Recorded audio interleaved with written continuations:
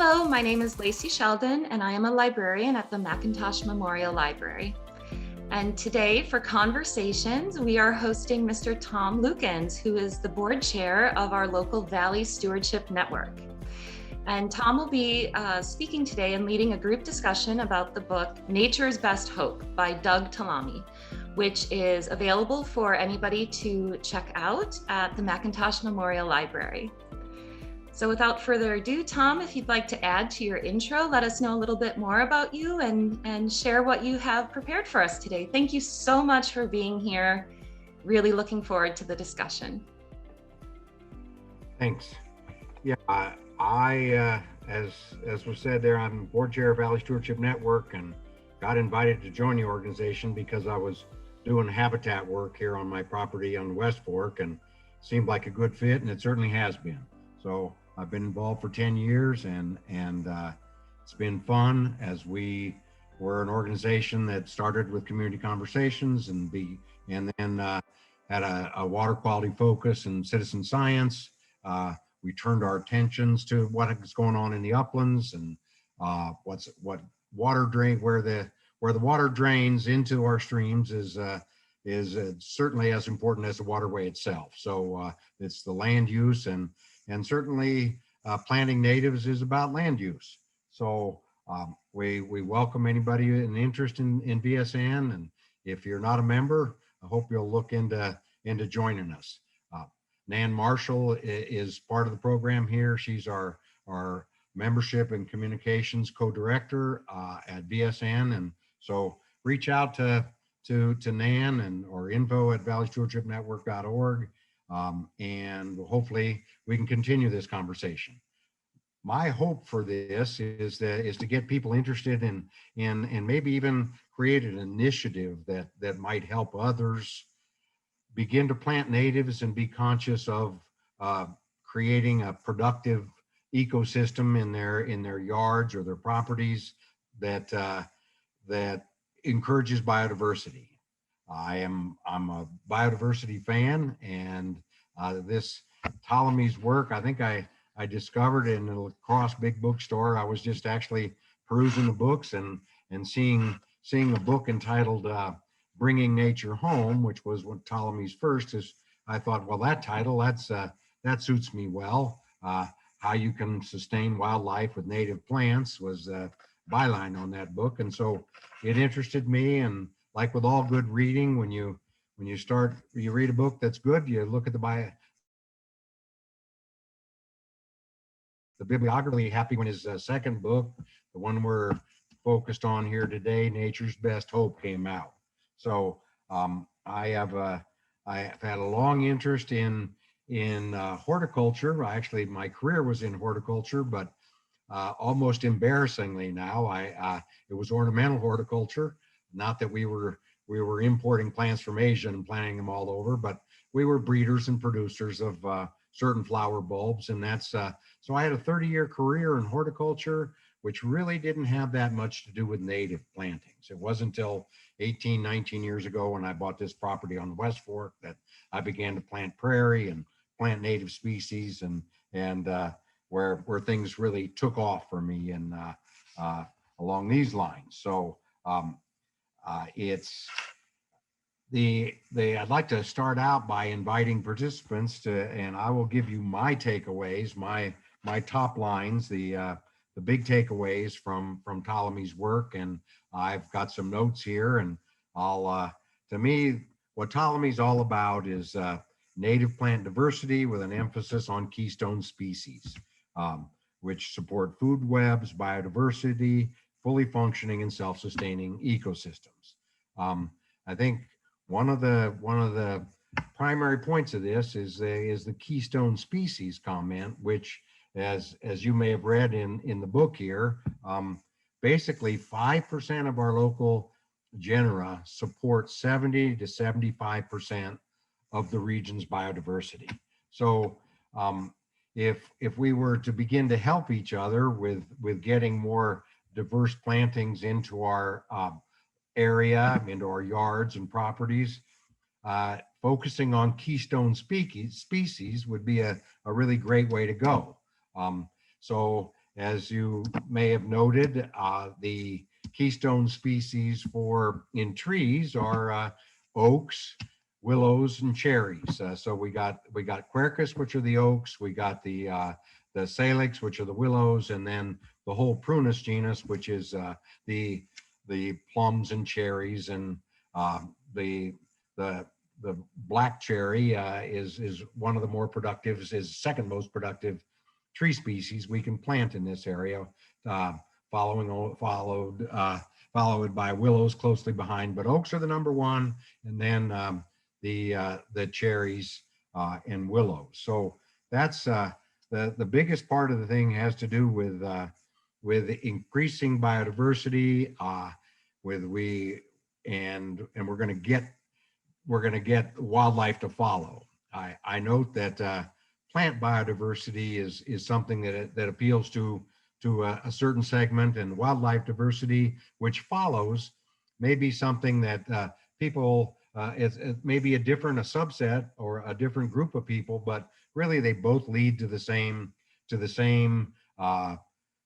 biodiversity and intact ecosystems that provide several ecosystem services. So, but it's really the fully functioning and self-sustaining ecosystems, which is the heart of the drive here.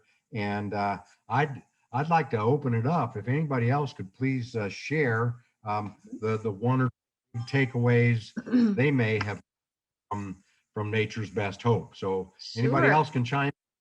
Well, I not to interrupt you, Tom, but I have some interesting thoughts about what you've just shared there.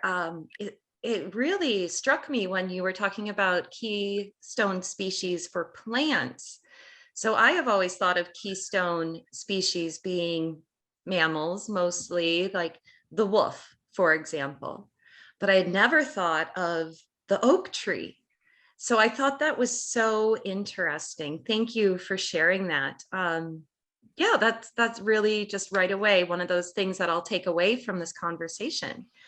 I do have a question about native species, plant species. How do I find out what those are?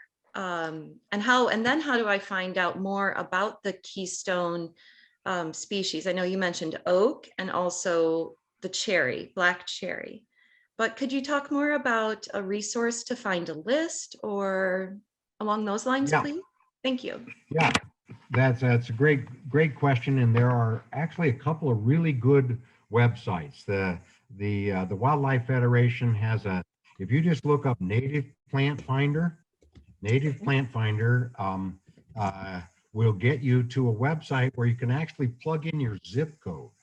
And when you put in your zip code, they will sort for you the top. If you want woody species or herbaceous species, you note that in your search, and they'll render for you a list of the top 15 species in your zip code. Wow. That it's just an amazing site. The amount of data that went into that, and it was actually the backbone for that website, as well as Audubon's Plants for Birds. So both those sites will give you this information, but all of them were really based on Ptolemy's primary assistant, Shropshire, I think her name is, and it's also mentioned in the book, but she's the one who compiled this tremendous amount of data that'll recognize. So oaks there are hundreds of species of oaks, and we can find in our area what are the native species here. And the white oak is the best in terms of, I think they got it up to now 560 different species of Lepidoptera that oaks support. And maybe is something to pull back and say, okay, well, Lepidoptera. Okay, Lepidoptera are moths and butterflies. And the larval stage of moths and butterflies that all the neotropical migrant birds really rely on to get their clutches raised to fledge. So that it's the caterpillars that are the protein and carbohydrate packets that feed all these nesting birds. Takes 200 aphids to supply the same energy and protein as one caterpillar does. So caterpillars are that's why they're used in this sense as the foundation for diversity. It's a Lepidoptera larva that really feed that feed all our nesting birds here. Wow, it's so fascinating. The information just from your wisdom and your experiences is, I can tell already, extremely vast. Thank you for sharing that information, Tom. And I wanted to mention to the audience that I have written in our chat box 2 of the resources that Tom had mentioned to be able to find the lists for local plant species. And that is Native Plant Finder, and also recommended to look at Audubon's Plants for Birds. And then it was also noted in the chat that Tom has a blog on the Valley Stewardship Network website, and he has a list of native plants that he's been using on his projects, both in town and also on his rural property. And again, the website is valleystewardshipnetwork.org. Thank you for answering my question, Tom. Let's see if anyone else has anything to say now. I was just going to mention before the program started, Nan and Tom noted that the author is coming out with a brand new book, and it's called The Nature of Oaks. So it fits right into the discussion that you are leading, Tom, about oak trees. So a new book coming out soon. It's great. This is Cindy. I was curious, Tom, where your property is in town that you're working on. It's on Congress Avenue, kind of on the corner of the main drag. It's a home that I helped my son buy. I told him I'd help him as long as I got to do the landscaping. So it's kind of a help with a hook, So anyway, yes, the next blog will cover that. But we were out there tearing up the yard just a week ago with a sod cutter. And so many people stopped by and said, "What are you doing? Why are you tearing up this beautiful yard? The former owner used to keep it so nice." And I learned over the course of 2-3 hours work there on this main drag, people walking by, that there was a right answer and a wrong answer to that question. And if I told them, "Oh, we're planting shrubs, native shrubs for birds and bees," you got some raised eyebrows and birds. You're planting shrubs for birds. This always used to look so nice. And then but by the end of the work period, I had a better answer, and that was, we're planting native flowering shrubs for the birds and the bees. And native flowering work better than plants for birds. Funny. Yeah. So, but it's on the corner of Congress and Nan, what's it mean? It's right across the church. I don't have the address in front of me. It's the main drag that comes by the county building there. Just to come. That's West right Decker. into Walgreens. West Decker. Okay. Well, no, not West Decker coming into town. Broadway. Oh, Broadway. Broadway Street. It's Broadway. Okay. Yeah. And so right now it's just kind of torn up, and we'll be getting to planting there. Today, as a matter of fact, I received the choke cherries that I got out of Michigan. So today I start planting at my site, and but yeah, both places and my place out here. And what I'm really hoping is, if there are others that are beginning to plant natives, I would love to know who you are and where you are, because ultimately we need to show our neighbors and anybody who might be interested in a workshop or tour what we're doing, so other people might think that they also might be able to do something like that. So Great. That's one of my hopes for this, is to come up with some names of some interested people, and maybe we get together in a casual committee and we see if we can actually create an initiative out of this. Hey, that's so great. Thank you, Cindy, for asking the question so we can start to see how it develops here in town too. That's really super cool. Tom, there was another question that came in from the audience. So I will read that off to you. Do you have to, I guess, do you need to have everything planted to natives, or can you just put in natives as the opportunity comes up? Good. Yeah, that's right. You know, you do not have to go to an exclusively native thing or go on about tearing out everything else in the yard. The idea is that lawns themselves, though, are rather sterile. They're like a biologic desert. They really don't support much of anything. So if we can replace a little bit of lawn with native plants, and any chipping away at it. If you have some honeysuckle, you get rid of the honeysuckle, then, you know, put in a 9-bark or an annieberry or a red osier or something that also looks good, but that will support some diversity. So no, it's not necessary. I think the research suggests that when you have fewer than 30% natives in your yard, you actually depress nesting success. So you kind of work toward moving it toward more natives, but any native will do.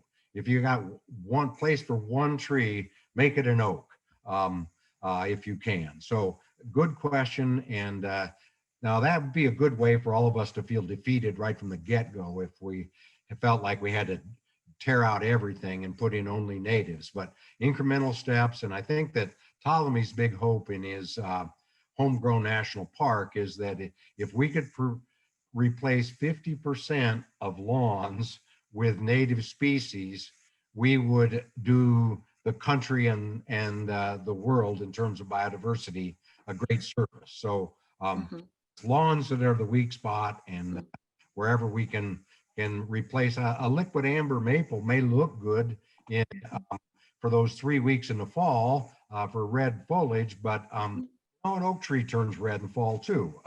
So and a liquid amber supports 3 species of Lepidoptera, whereas an oak in our area, I think that the number's into 360, 380 species of Lepidoptera. So it's incremental steps. Thanks for the question. Yeah, definitely a great question, and really interesting, that concept of making the yards like a national park. I think that's really interesting, really great. There is another resource. This was Ptolemy's first book. Nature's Best Hope. No, his first book was Bringing Nature Home. In this book, I have the page all folded down, is actually a resource for shrubs and trees and herbaceous plants, Midwest and Eastern Great Plains, which includes Wisconsin and Illinois. So they have shade and specimen trees, they have shade and understory trees, and then they have conifers, vines, stream-side plants, ground covers, herbaceous perennials for dry sites, herbaceous perennials for wet sites, grasses, sedges, and rushes, and all for just our area. So a list to start with, and we all got to start somewhere.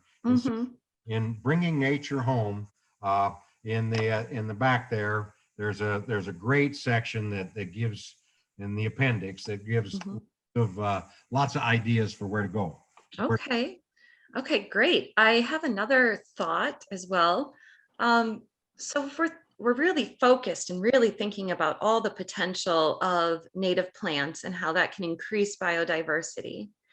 What then is the opposite of native plant species? So my logic would tell me that it's either it's invasive species. Can you talk through that a little bit? And then also, what resources can we look to find lists of invasive or other species that would deter us from these goals of creating biodiversity for the better?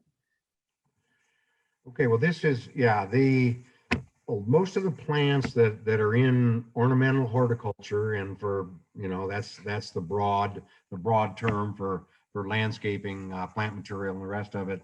Most of those plants have come from Asia and other parts of Europe.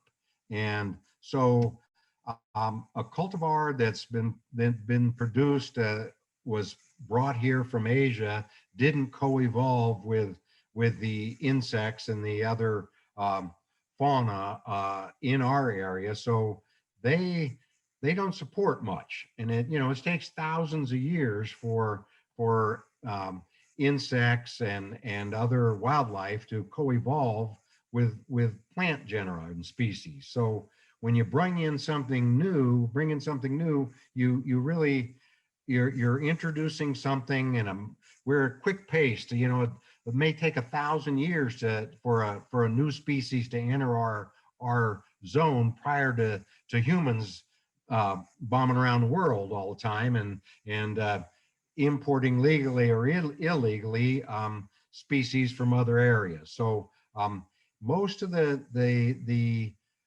plants that are available at nurseries and the like are cultivars that have a particular bloom characteristic or plant habit that have been identified as desirable for landscapes. And so most of the stuff, though, is a lot of them are Asian, and they just don't fill a niche here. So that's a partial answer there. The DNR, and there are lots of sites when you look up invasive species that'll target, the honeysuckle and the barberry and some of these other things that we have so much of around. Now is a good time to look around and see how much of the green understory is actually honeysuckle, because that's the first stuff that'll leaf out in the spring, starting to catch up. Some other stuff starting to catch up now, but the Department of Natural Resources gives you some good looks at invasives. They'll tell you what's up and also how to eradicate them. When it comes to the native plant species, I did an awful lot of my research just on Google.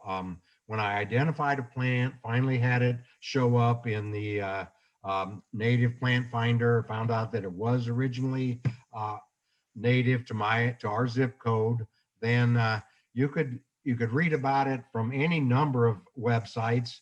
And then you can also just look for plants for sale. If you're looking for New Jersey tea for sale, which is one of the plants that I'm putting in my landscaping, it's a little 2 to 3 foot tall shrub that supports a lot of wildlife, and it also flowers and is fragrant, has 3-season interest. So I would just then, New Jersey tea for sale, and sites would come up. It's Nan and I's hope that we put together a comprehensive guide that will later get onto VCN and hopefully part of a larger initiative that'll tell you what native nurseries are selling, or what local nurseries are selling in the way of native plants and resources. We really want to support the local folks that are spending their time and energy propagating these things.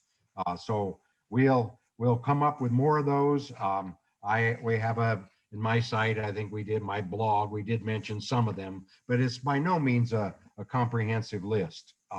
But we want to support the local folks that are doing this, and we will be working on a more comprehensive availability list. Yes, absolutely. Thank you for that answer, Tom, and a complete round of applause for all of the local propagators and local businesses that are pursuing these types of initiatives to provide native plant species for the community to be able to purchase. So hats off to them. Thank you for really acknowledging that. That's great.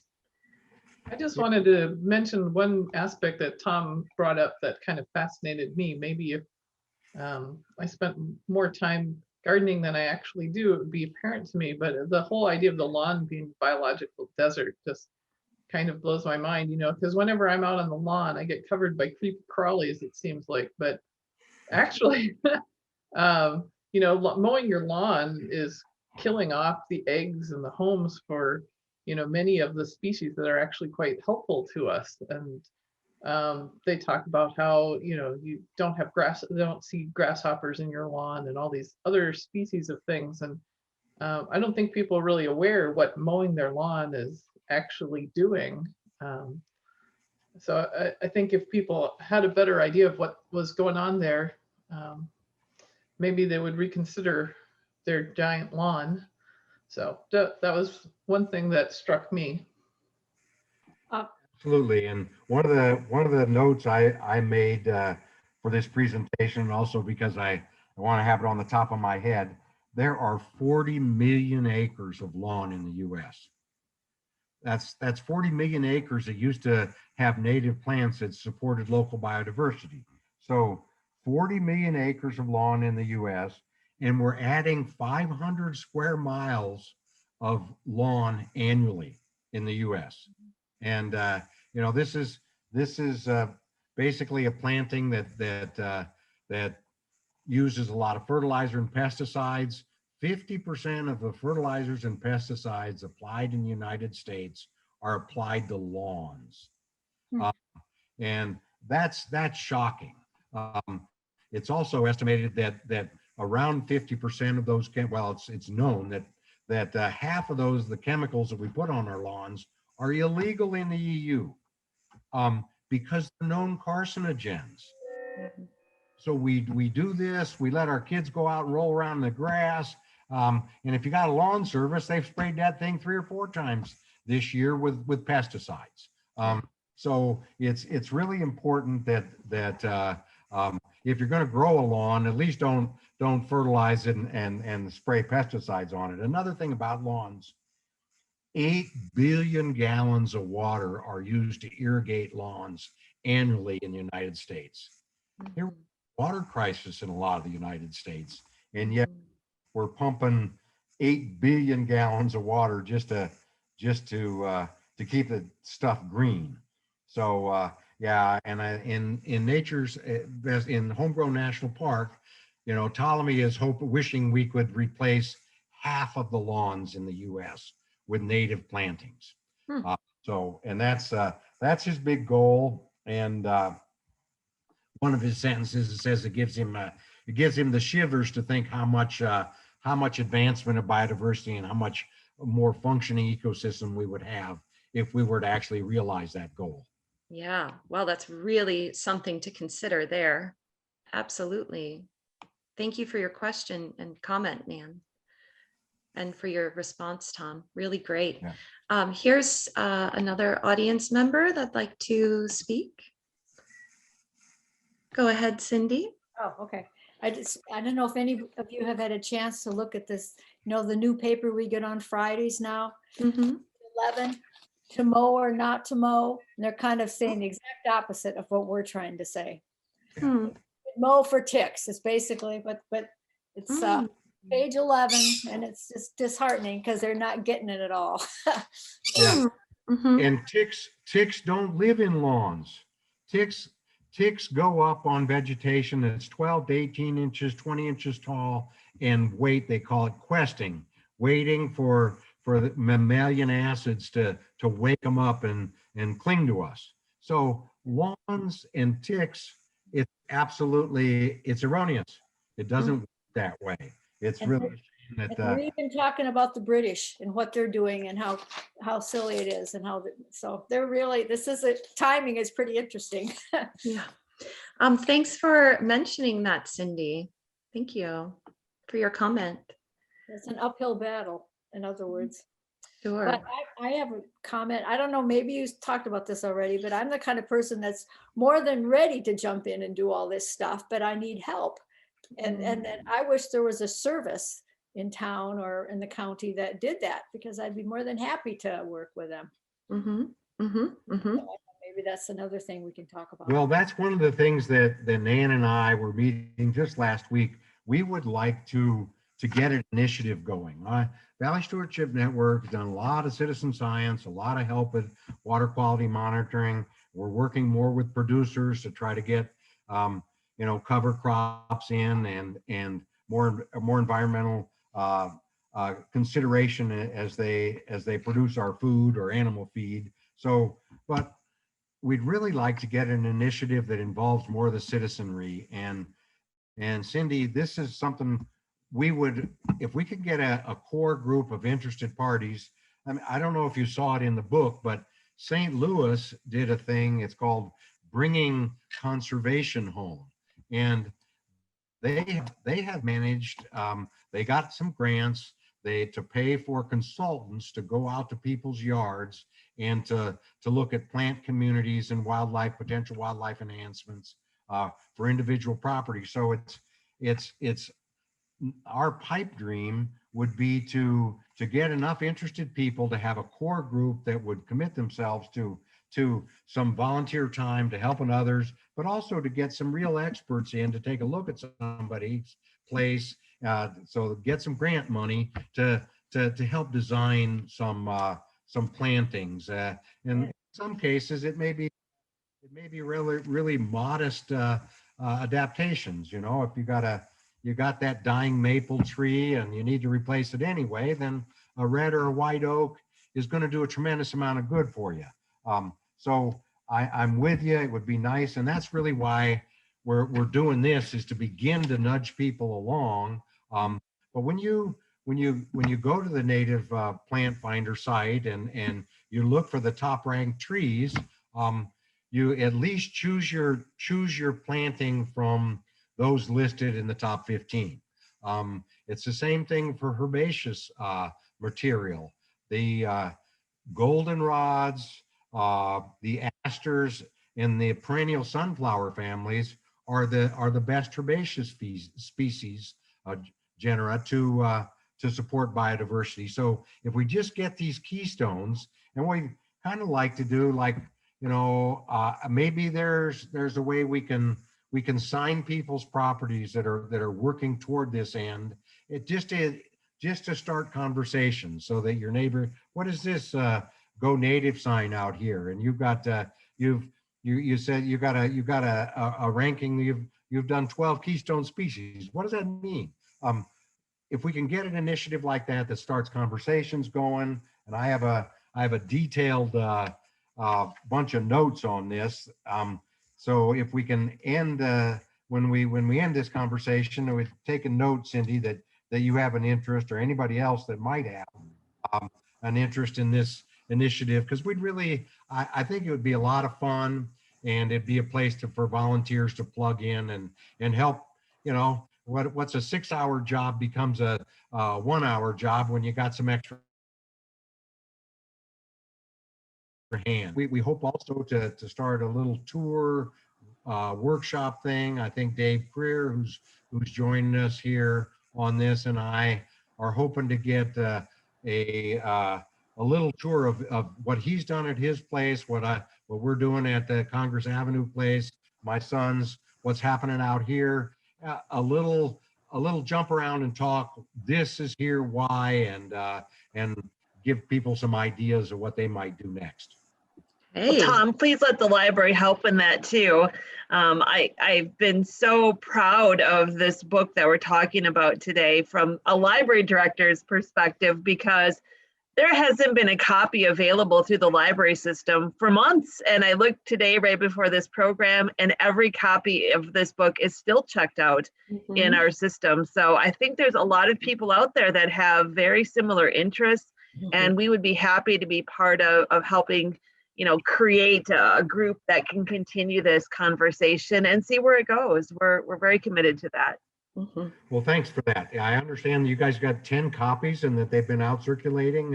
That's wonderful. I wish more of them had showed up here, but hey, if we just need to get the word out, and you know how it works with Synergy, like a big chore. As soon as you get some other folks that are thinking along the same lines, all of a sudden you get momentum, and it's fun. So more interested parties, if we can get together, we can have a little Zoom meeting, but really organize something. I'd really love to get a Go Native for Biodiversity initiative started in our area, both one for urban folks and for rural folks, where we could take this one step further. That's great. Okay, thank you, Trina, for your comment there. Otherwise, I'll go to my notes.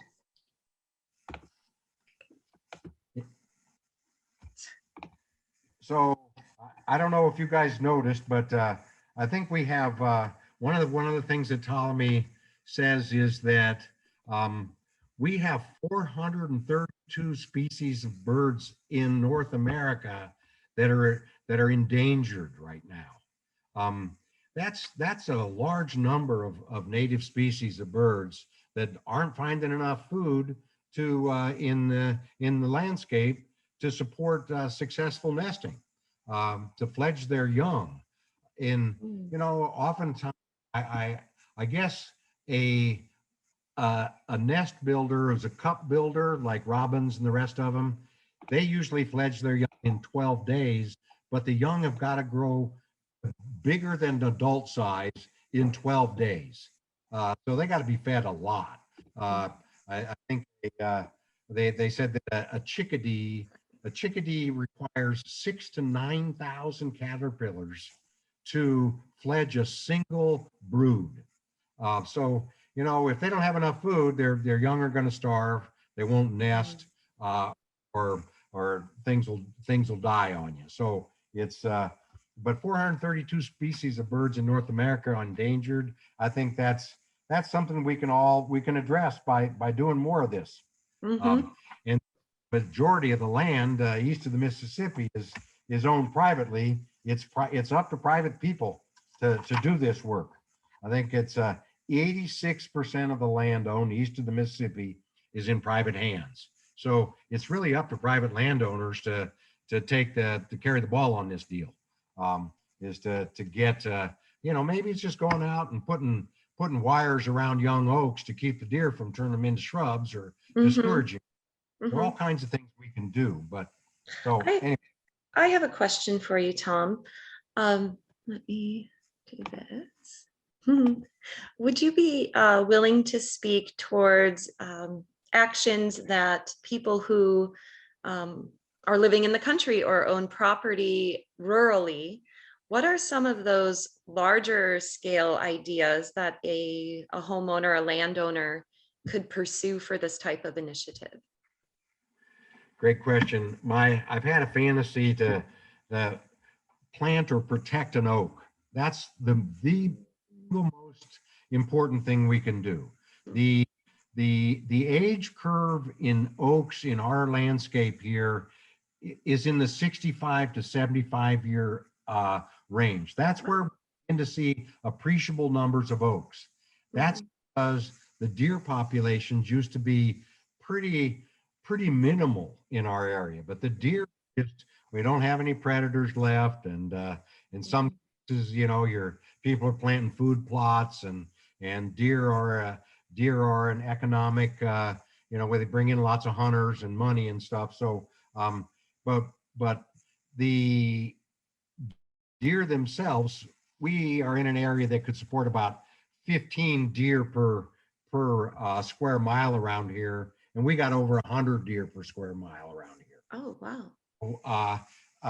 Protecting native species from deer browse is one of the most important things. So just scouting your property to find oaks, cherries, and willows, and protecting those species. And that's another thing that lots of people think of the black cherry trees. Oh, it doesn't live that long, and yeah, the birds like them, but I think I'll plant this ginkgo, which is totally native. It's going to live longer, but it's nothing. So rural landowners can begin to protect the keystone species that they do have. And even in herbaceous plants, goldenrod sometimes gets a bad rap because, oh, there's so much goldenrod here. I want to get rid of this and get some more flowering plants in there, some more variety. Well, goldenrods are the #1 herbaceous species for supporting plant biodiversity. And it's also true that some of what we take culturally as, oh, it's so nice to have everything neat and tidy in our yards. You grow herbaceous native prairie plants, and then come fall, they start to look messy, and we chop them down to the ground and go burn those stems or put them in the compost pile. Well, those stems, the bottom 12 to 18 inches of those stems, 12 inches in particular, harbor lots of nesting insects that'll be next year's butterflies and larvae that'll feed lots of birds. So we need to adjust what we're thinking a little bit, and maybe, okay, trim the tops, leave that bottom 12 inch and let those insects mature. So there are lots of little steps like this. See, woods are good woods. You know, we get the idea, oh, there's a dead tree, I'll go cut it down and burn that thing. Well, the cavity nesters have been deprived of a place to nest then. A lot of our native Lepidoptera actually overwinter in dead wood, and that's where their larvae will develop and turn into the butterflies that'll take us the next round. So some of what our cultural ideas got to change. We need to a little messier is good. So anyway. Hey, yeah, that is really thoughtful. It's really thoughtful to make that, knowing how to make some small steps can really be impactful. And I think it does really take notice, or, you know, having this information and then having a few strategies to use that don't include tilling up a whole, 10 acres and planting a prairie. You know, there are certainly some other steps that can be taken, like, for example, learn how to identify native species and then take out some wire, like you're saying, and go fence it off. It sounds like, what is a good dimension for fencing off the native species that I would find out on my property?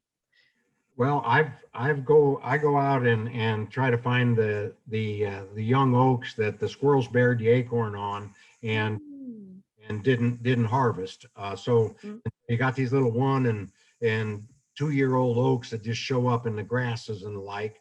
And so in early stages, I put a 4-inch welded wire, so it's a 2x4 welded wire fence that may only go up 4 feet. Okay. It's enough in the beginning, but if it goes 4 feet, then you don't have to get to it immediately. And I've been doing this now for a few years, so I have a spring dance I call the wire shuffle.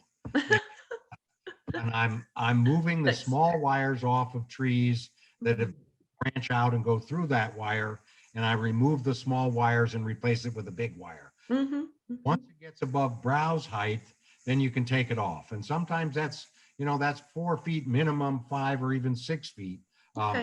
6 feet is what deer will browse to. But if the wire's wide, 4 feet will keep them from turning that could be a stately oak into a branch shrub. So okay, great. Wires and early on when you're planting, if you're planting nylon collars to keep the rabbits off of them. Something you can buy from Forestry Supply or something out of Mississippi. They'll ship it right to your door, and bamboo stake and a nylon mesh, and you got your first year, maybe even your first 2 years, and you start moving up to wires. Okay. Hey, that's great, Tom. Thank you for taking those thoughts even a few steps further with direction.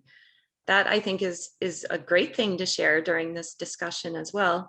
You have a lot of experience and some wisdom to impart on people who may just be approaching this topic for the very first time. So thank you for that. That's just so great.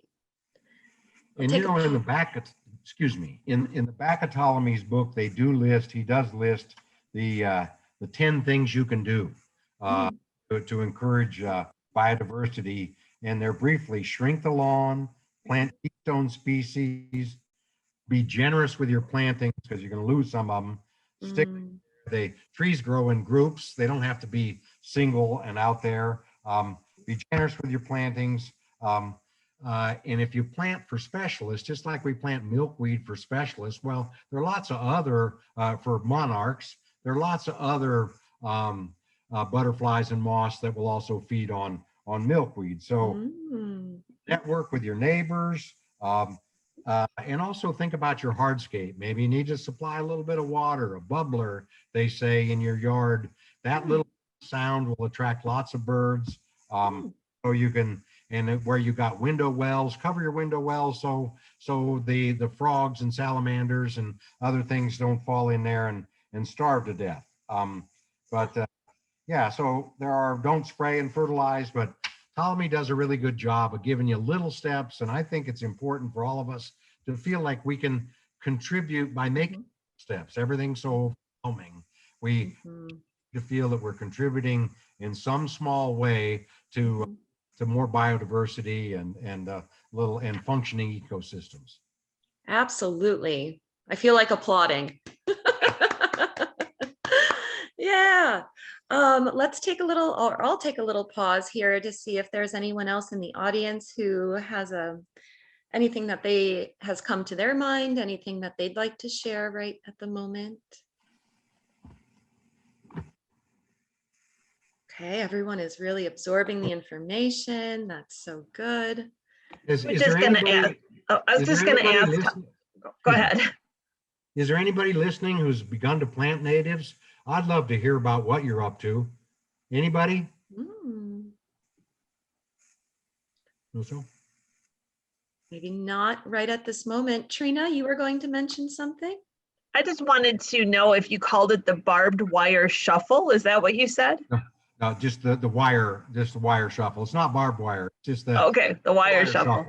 Yeah, I buy the wire at Nelson's or Tractor Supply. It comes in 100-foot rolls. And at one point when I was planting a lot of oaks, I planted 200 or 300 oaks out here. I actually calculated with my nylon sleeve, my weed cloth, the bamboo and the wire. I was starting to spend $7.50 per tree. It's not necessary. You don't have to go to those lengths, but I'm a guy and this is fun for me. So, yeah, just it's small steps. And a lot of times, one of the things we make a mistake about the process of going more native is that sometimes naturalizing your landscape has more to do with discouraging the things you don't want, encouraging the native plants you do want. It doesn't have to be a whole-scale planting effort, but you can just go out there and favor those cherries or oaks. And another thing, we think of willows as kind of a scab tree. You know, they're chunky, they're messy, but willows are the second or third most biologically productive genus you can have in your property. So we also need to kind of change the way we think a little bit. Box elders are in the top 10. I don't know a person who thinks of a box elder as most people just think of them, it's fast growing, it's kind of a junk tree. I'm going to cut the dang thing down, even though it's not doing me any harm. But that's just suppressing the functioning of the system. It's making it less productive. Well, that is certainly something to think about there. What did you say the second most one was, Tom? Yeah, it's the prunus, the whole cherries and plums. The cherries and plums, yeah. Prunus, cherries, plums, and willows, the salix. Okay. I even carry a crib sheet in my wallet in case somebody is interested in it out of bringing nature home. So this little thing here ranks the tree species by biodiversity. So it's willows, cherries, plums, and then fourth is birch, poplar, cottonwood, crabapple, blueberry, cranmaple, maple, box elder. So and then elm. So you know, there a lot of those trees will be thought of: maple, box elder, you know, crab apples, cottonwoods. People think of those as maybe not so nice, but they're really critical. We got to think before we get the chainsaw out. Yeah, sure. The tree service. Sure. Trina, thank you for your question. I'm sorry. I just wanted to say, Tom, you were asking about people who are doing something. I'd be amiss if I didn't give credit to Dave, who's helped me with 4 acres that I'm trying to do with I say I'm turning it into a pollinator habitat. And Valley Stewardship has spread seeds on my land. And there's several spots that I'm trying to do things like that. So I want to thank Valley Stewardship for that. Yeah. Yeah, Dave and I work together. We make landowner visits. Dave's got thumbs up there, appreciates it. And no, we'll go out and visit a site if somebody's interested in planting prairie or whatever. And even if it's not planting prairie, if we can be of any assistance, we're happy to. I'd like to get some grant money in and see some local support for more a broader initiative, but we can help here in these initial stages. We'll be visiting a couple of landowners next week together. It's fun to work with Dave. Dave just worked with the Youth Initiative High School. I was out there helping too. We just planted 9 acres of prairie in the headwaters of the Bad Axe. So Dave has planted a fair number of acres of prairie, and it's really, and his house is the same thing. He's been replacing. Dave, why don't you share with us the story about your yard and natives and your neighbors? Sure. So we live in town here in Viroqua, and we've been doing a couple things that I've certainly been leaning into the go natural thing, because it's a town yard. You can't just go crazy on it too fast. But one of the things that we did is we had a honeysuckle bush in back. And in some ways it's an invasive, right? It's a non-native. And in some ways it's hard to take some plants out because clearly the birds loved it. I mean, they would go in there and there was a lot of cover for them, the seeds that they would eat and everything, but it may be not as nutritious as a native would have been. So we planted an elderberry right next to it. And elderberries grow like weeds. I mean, they're just unbelievably fast. And as the elderberry was coming in over the course of 2 years, we took the honeysuckle out. So they didn't, it was a transition time, I guess. And so now we have a native where there wasn't one over the course of 2.5 years. And we've been kind of doing that with our yard, taking out some of the hardscapes. So removing some concrete sidewalks that weren't particularly functional, and going back to just either yard or native plantings. So at least there's a place for water infiltration instead of water running off. And then you were mentioning willows. So we have a pussy willow in the back of our yard, which I got to say, it's an early bloomer. It's a native, and it's unbelievable to me. It's kind of past it now, but when they were blooming a couple of weeks ago, you could go stand next to that thing and look up, and you would just see a cloud of bees. I mean, thousands of them. It was crazy. And so one of the great things about willows is they propagate really easily.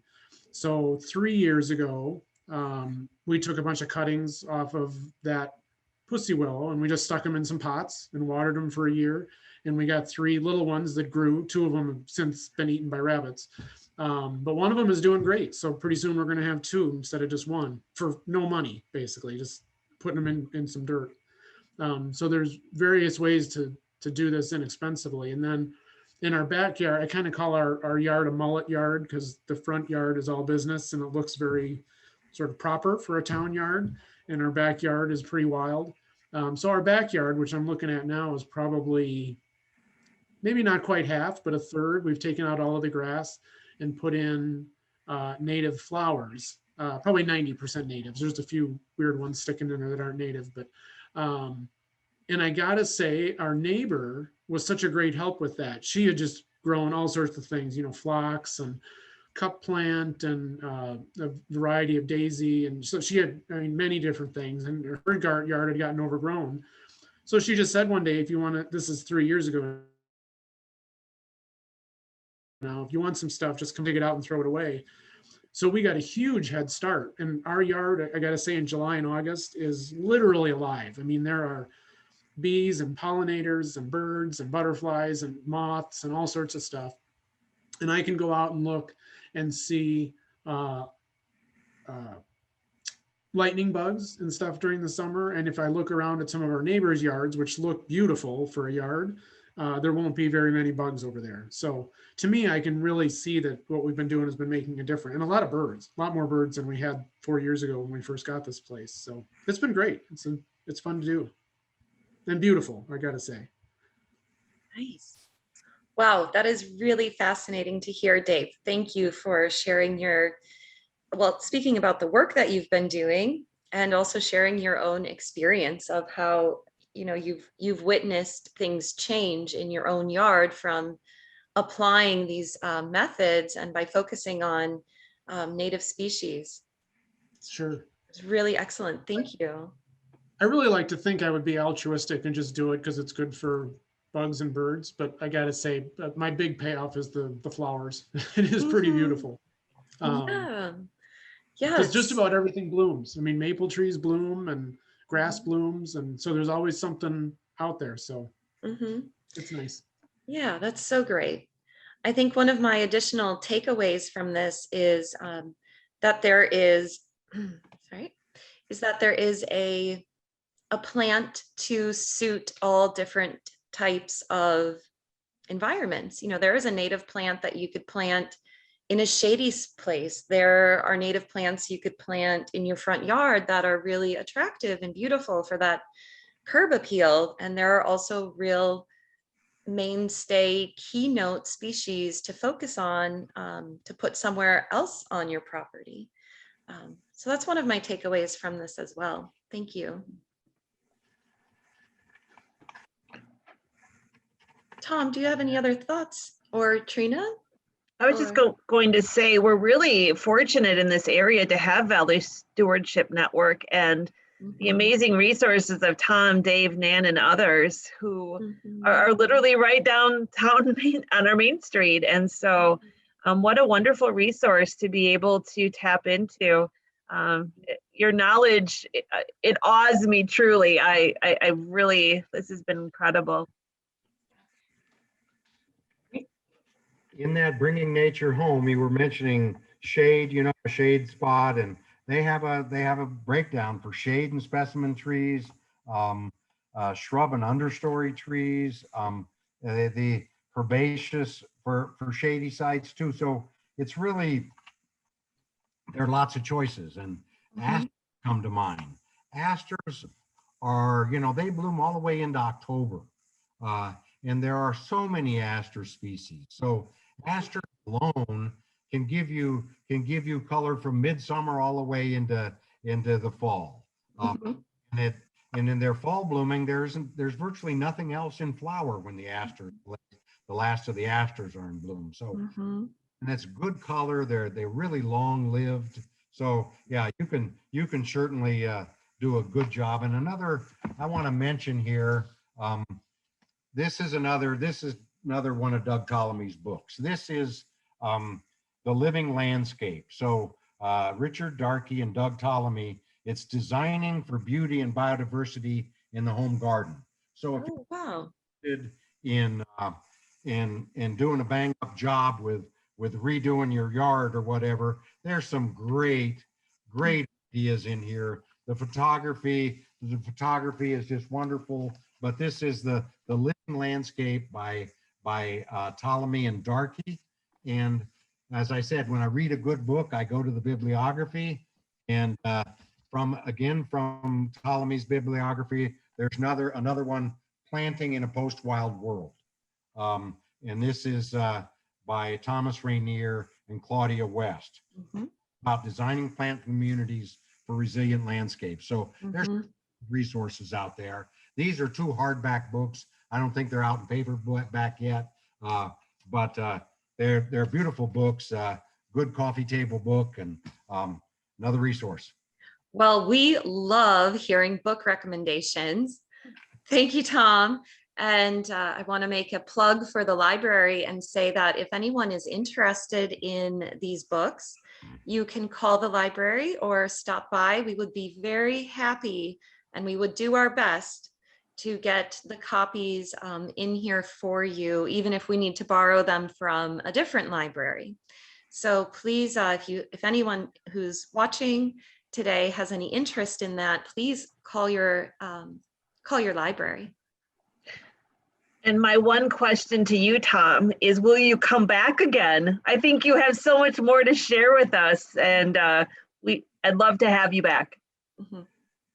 If you think it's worthwhile, I like talking stuff. And I also have a place out here. I've done a lot of work, and I don't showing people around. I have a charter for my own property out here, 87 acres on the West Fork, and it's to protect and enhance biodiversity and carrying capacity and create a means of sharing it.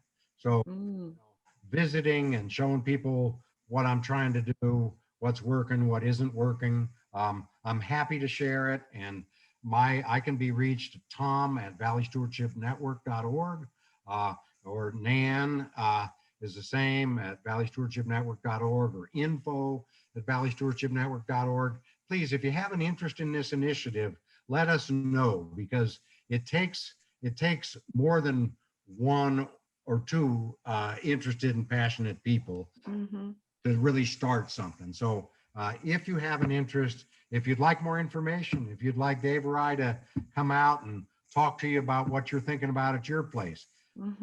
Started here not knowing diddly about prairies, and now I'm thought of as somebody who knows a lot about them, but it's only because I talk to people and I listen and I took notes. So it's little incremental steps. And I learned from business, when you hire a consultant, that they don't need to know everything. They just need to know a little bit more than you do. So in small steps, I won't pretend to know what I don't know, but resources, getting people in touch with, and where's the cost share? Where's some help? Those are things we can help with. And I'd love to talk to you about what you're up to, Dave and I. So let us know. That is so great, Tom. Thank you for those inspiring and motivating concluding thoughts. How about a round of applause for Tom Lukens today? Yay, fantastic. Thank you again, Tom, and thank you to all who could make it here today. I do want to mention one last thing, is that the library is hosting a native tree and shrub giveaway, which we will be doing on Saturday, May 8th at the Viroqua's Farmers Market. The librarians will be in a booth at that farmers market, and we are giving away one tree or shrub sapling per family during that morning farmers market. So many of the species that Tom had mentioned in his presentation today will be available. And we will also have an accompanying YouTube video about how to plant those saplings, which is our local city arborist, Mr. Dan Stallsberg, has put together that video for us to share as well. So please keep that in mind as we're moving forward from this conversation and into the spring planting season, as we'd see some folks stop by. We purchased those trees and shrubs through the Vernon County's Land and Water Conservation Department, which is one of our county departments. So a big thanks to them. And they have their annual tree and shrub sale, begins every January, I believe. So more information on that. Thank you again, everyone, for coming today. Thank you, Tom, Nan, Dave. Thanks, everyone. And I hope you all have a very good day.